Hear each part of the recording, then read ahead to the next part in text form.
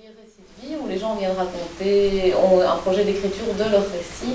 Et ce n'est pas toujours des personnes qui sont intéressées par l'écriture, mais qui, intéressées par l'écriture ailleurs que dans le récit de vie. C'est des personnes qui ont envie d'écrire leur récit de vie pour leurs petits-enfants, parce qu'il y a un événement dans leur vie douloureux, qu'elles ont l'impression que ça les aidera à le dépasser, parce que...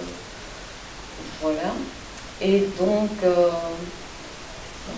il y a des ateliers, donc j'anime des ateliers dans des écoles, des centres culturels, des bibliothèques, des choses comme ça, où là, par contre, l'écriture est un moyen d'exprimer quelque chose, donc parfois de témoigner, il y a un thème, il y a un projet, comme ici, vous utilisez l'écriture pour une pièce de théâtre sur un thème bien précis, voilà, des choses comme ça. Et donc, chacun vient, c'est des ateliers différents, chacun vient un peu où il s'y retrouve, en fonction de son désir, de ce qu'il a envie, et donc c'est différent. Donc moi j'anime les ateliers du côté de Walcourt, mais il y en a dans toute la Belgique, plus ou moins. Il y a le réseau Calam qui est un réseau d'animateurs d'ateliers d'écriture et qui propose des formations pour les animateurs, etc. Et donc il y a des animateurs un peu partout. Et chacun a aussi sa personnalité et sa façon de conduire un atelier.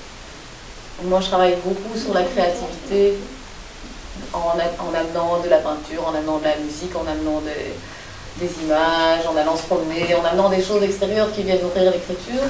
Il y en a d'autres qui vont baser les ateliers seulement sur des textes. Je le fais aussi, mais moi pas seulement. Un peu du tout. Ça fait longtemps que vous faites ça? Oui, maintenant ça fait 8-9 ans. Vous avez un moment bien précis dans la journée à écrire? Alors, ce que je préfère, c'est le matin quand je suis toute seule chez moi. Mais c'est rare. Et donc, ben voilà, je fais en fonction des moments. Donc, par moment, ben, c'est plus le soir. Mais je trouve que moi, j'écris le mieux le matin, toute seule chez moi. Le matin, pas tout le matin, parce que je ne suis pas une lève-tôt, hein, mais entre 10h et 1h de l'après-midi, c'est assez parfait. Et je pouvais avoir ce temps-là tous les jours. Peut-être que j'aurais des romans de 300 pages, je n'ai pas de 100 pages. On ne rien, je la gagnerais tout autant, à mon avis. La couverture, c'est un secret. Oui, mais la couverture, c'était une aventure. Je vais vous raconter l'histoire. Je vous raconte l'histoire de la couverture. Quand on écrit un livre, qu'on l'envoie à son éditeur, l'éditeur dit bah oui, je vais le relire, il renvoie les corrections, il faudrait changer ça. Et puis à un moment, il dit bon ben voilà, on a décidé qu'on imprimait le livre la semaine prochaine, on a trouvé une photo, voilà, est-ce que ça te plaît? Alors tu peux donner ton avis, il y a 3 photos. Et moi, il fait ça, il m'envoie 3 photos et vraiment je les aimais pas du tout. Et pas du tout. Il y en avait une terriblement horrible et qu'il adorait, c'était un sein avec une rose sur le sein. Et je lui dis, mais non, je veux pas du tout qu'on ait... Enfin, pour moi, il y a un cancer dans le livre, mais c'était pas l'essentiel du livre. Et donc, je dis, non, non, non. Et tout était dans le sens du cancer, c'était les couvertures qu'il me proposait, donc je n'étais pas du tout...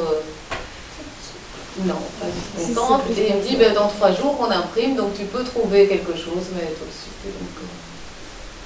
Donc c'était même pas 3 jours, je crois, enfin, c'était une histoire d'un jour. Donc tout de suite j'ai pensé à une photo d'époque en fait. Je me suis dit il faudrait une photo de l'époque de la guerre 40-45, parce que j'avais cette impression que ce roman était aussi ça, enfin même surtout ça, un roman sur la guerre, sur ce que... On raconte souvent ce que la guerre, le côté des hommes, etc. Mais qu'on raconte peu la guerre des femmes toutes seules chez elles, hein, qui sont dans la tente.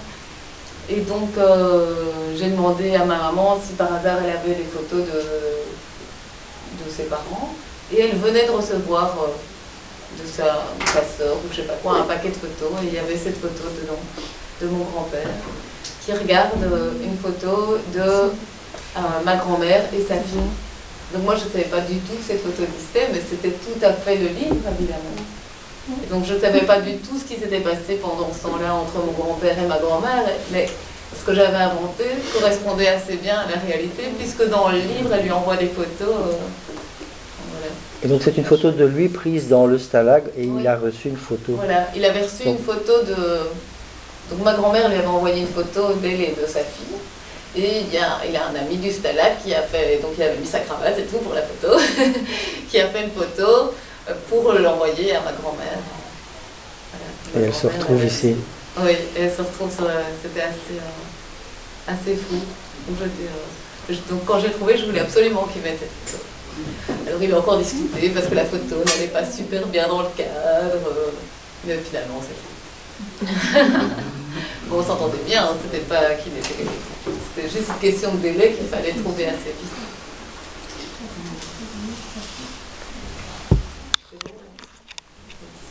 Qui avait des questions sur le thème de l'amour, la définition de l'amour? Ou sur autre chose? Sur votre livre Gerda.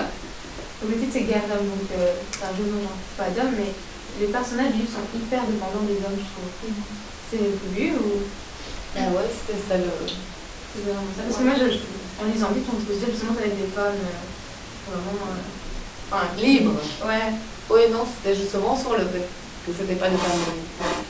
Mais c'est intéressant hein, ce que tu dis parce que je pense que c'est aussi ça encore aujourd'hui, si on pense que les femmes sont égales à l'homme, qu'on a autant de liberté, je pense pas, même dans notre société aujourd'hui, mais c'est aussi à cause de nous, parce qu'on se laisse pas parfois être libre. Quand on voit des histoires de femmes qui sortent pas de chez elles parce que le mari ne veut pas, c'est elles qui décident d'obéir aussi. Voilà. Il y a aussi... Et donc dans le livre, elle est pas libre, mais elle pourrait se libérer. Et vous avez vécu ça? Vous avez mis un peu votre histoire ou... Dans mes relations amoureuses. non, mais vous avez vécu, ou même un proche ou quoi, cette dépendance, et c'est pour ça que vous l'avez écrit, En tout cas, oui, je la vois beaucoup autour de moi. Et moi, je l'ai ressenti aussi, mais moi, je suis vraiment quelqu'un qui me bat beaucoup. Et donc, et puis, je suis assez réflexive. Donc, je sens que c'est facile aussi de dépendre de quelqu'un qui a quelque part une facilité vers laquelle on peut aller en se disant ben oui, je vais me laisser porter par mon mari, finalement c'est lui qui va prendre les choses en main, il va décider pour moi et je me sentirai protégée et je me sentirai rassurée et les choses. Et puis c'est un mouvement assez facile pour les femmes, peut-être pour les hommes aussi aujourd'hui. Je sais pas, personne peut me le dire. Si on a quelqu'un qui nous prend en charge, qui nous protège, qui va régler les problèmes d'argent, qui va prendre tout ça. Peut-être que c'est assez rassurant, c'est assez facile et qu'on a une tendance à accepter de laisser tomber ou d'être moins libre pour avoir ça. Pourtant, je vois ça plutôt dans le contraire, moi, que l'homme a besoin d'une femme. Vous êtes une nouvelle génération. Pas dans le livre. Hein, Pas dans le livre. Oui, mais moi, toi, aujourd'hui, tu trouves ça? Bah oui. Voilà, c'est intéressant. Mais moi, je vois j'ai deux filles qui ont 18 et 20 ans, et j'ai cette impression qu'elles n'ont pas besoin de dire. C'est bien, on s'est bien battu. Enfin, faut pas que les mecs aient besoin des femmes non plus. Je pense qu'on a une relation juste quand on est chacun libre et qu'on n'a pas besoin de l'autre. Mais bon, ça c'est... Dans votre roman, on a vraiment l'impression que Marie-Rose est folle amoureuse de son mari, mais j'ai pas l'impression que Jean est très amoureux d'elle, surtout après quand il revient de la guerre. Ouais. C'est... Non. C'est voulu. Et comme j'ai dit, Ou un pas. homme restait loin d'une femme, même là... Enfin là, apparemment, ce que j'ai compris, c'est qu'il a trompé sa femme. Oui, il y a un enfant aussi, pourquoi il est quand même revenu? Il est parti 5 ans. Et pourquoi il est quand même revenu alors qu'il était